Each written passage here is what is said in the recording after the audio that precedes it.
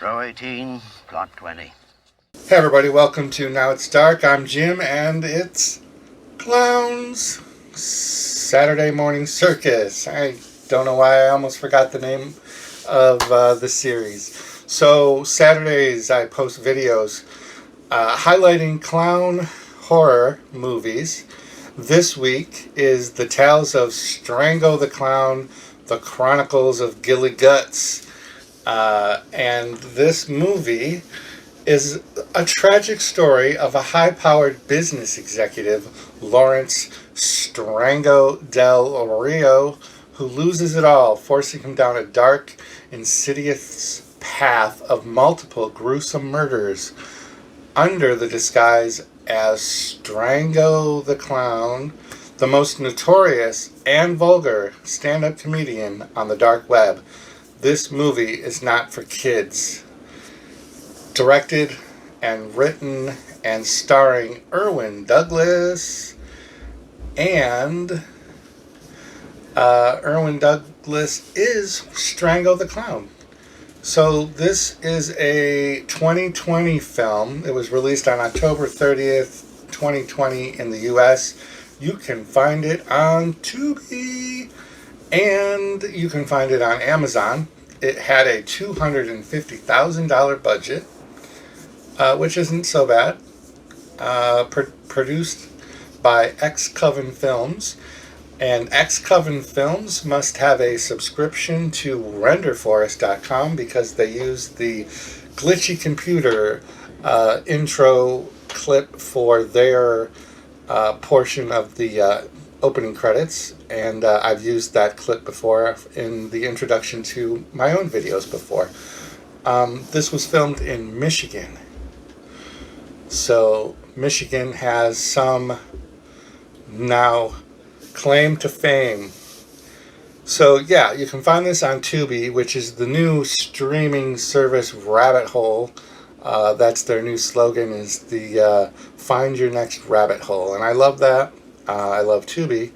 This movie is an hour and 30 minutes. It gets a 2.7 star rating on IMDb, which can be deceiving because clown movies in the horror genre don't typically do a lot as far as good ratings. This has only been rated 48 times on IMDb in the past 3 years, so that says something.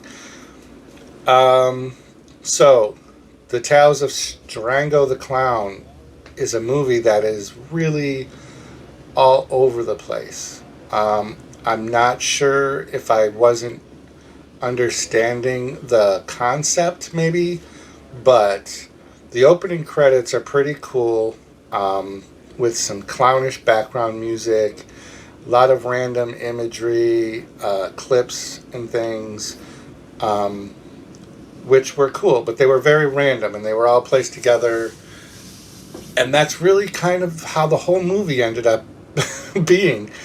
After the opening credit, we see Strango, whatever his real name is, his real character name. Irwin Douglas plays Strango the Clown, whatever his name is, Lawrence Del Rio.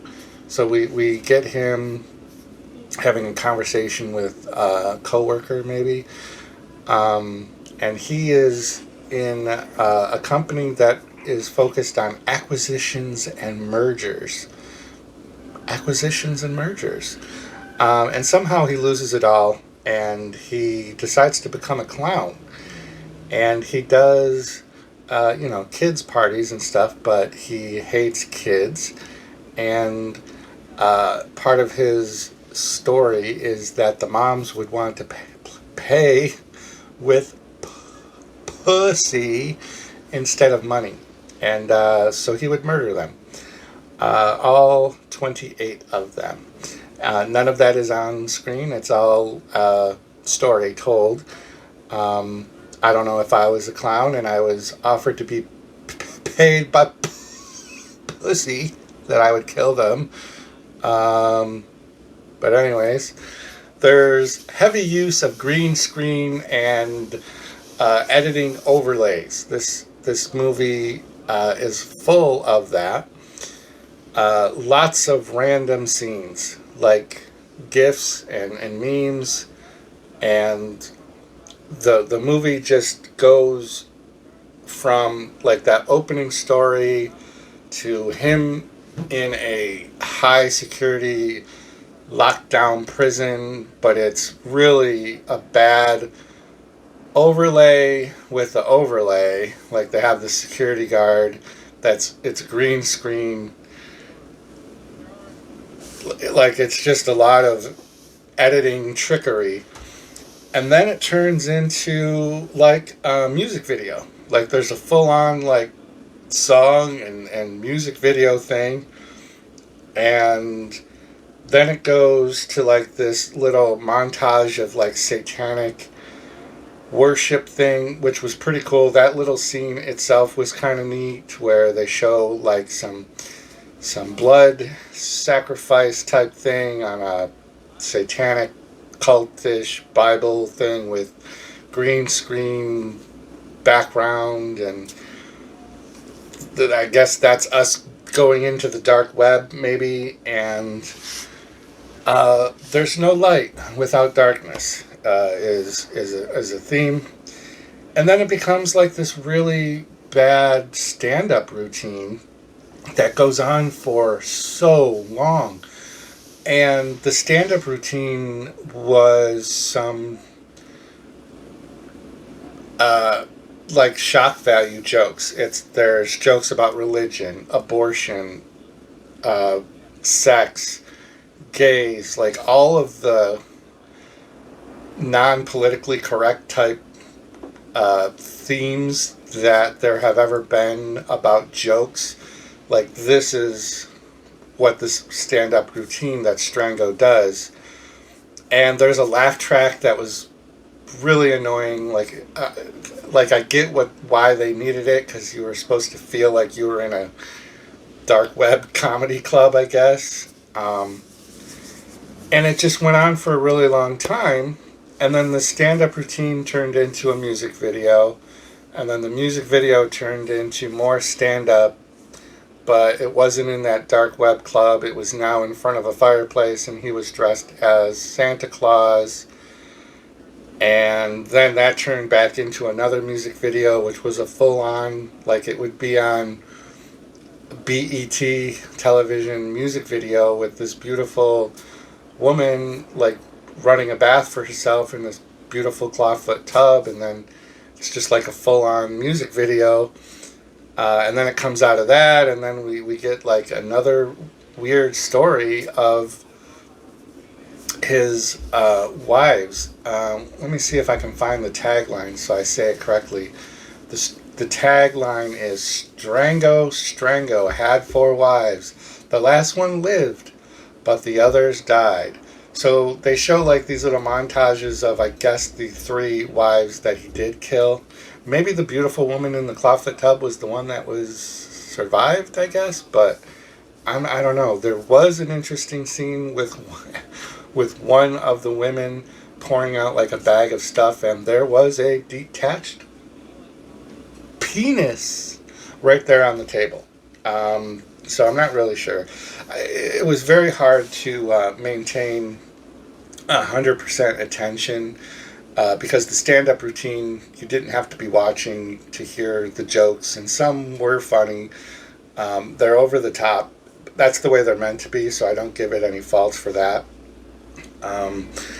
This, in the description, it makes a point to point out that this was filmed during the COVID-19 era.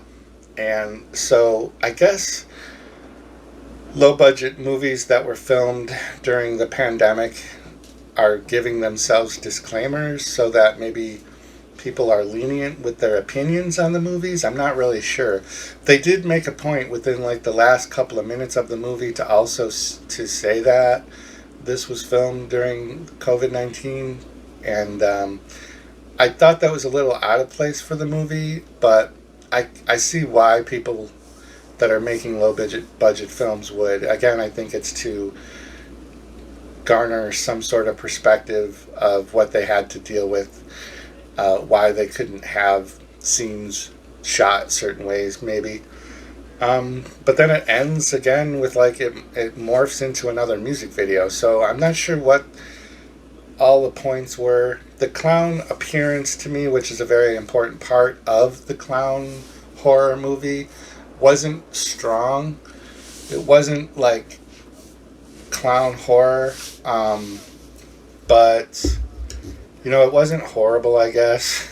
I'm only going to give it two Boglin ratings for this, and I think on the scale of my 1 to 5 Boglins, 2 tends to be really not horrible. 3 would be good. I'm waiting for the day that I find a 5 Boglin clown horror movie. The closest that I've watched recently would be Blood Harvest. That was recommended by my good friend Hobbs Horror at the Hobbs Horror channel. Check that out.